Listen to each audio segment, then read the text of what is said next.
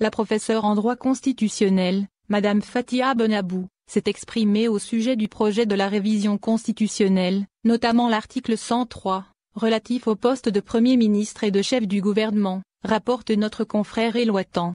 En réaction au projet de la révision de la Constitution, Madame Fathia Benabou, spécialiste en droit constitutionnel, a jugé que la Constitution ne répondait pas à la réalité politique en Algérie. En effet, pour elle, et selon la même source, le texte proposé est rempli de dispositions d'ordre législatif ou réglementaire. Cependant, Madame Benabou s'est arrêtée sur l'article 103, relatif au poste de Premier ministre et de chef du gouvernement. Cet article égratigne mes connaissances en droit constitutionnel.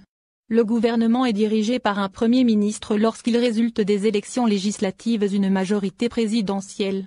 Et il est dirigé par un chef du gouvernement lorsqu'il résulte des élections législatives une majorité parlementaire, a-t-elle souligné en citant les changements introduits pour le poste en question dans la mouture finale du projet de la révision constitutionnelle. Dans la théorie constitutionnelle, il n'existe pas de différence entre le Premier ministre et le chef du gouvernement.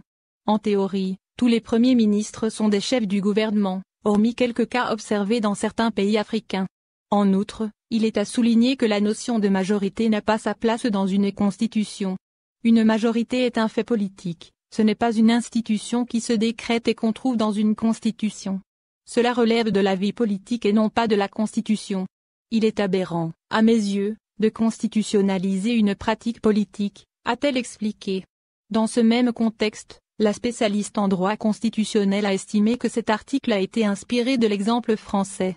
Seulement elle a expliqué que, selon elle, ce système ne répondait pas à la sociologie politique algérienne. La présomption de l'existence d'une majorité parlementaire est irréaliste en Algérie. Cela n'a été mis en place nulle part ailleurs et ne répond pas à la réalité de la politique algérienne. Il faut savoir que le champ politique est complètement ravagé.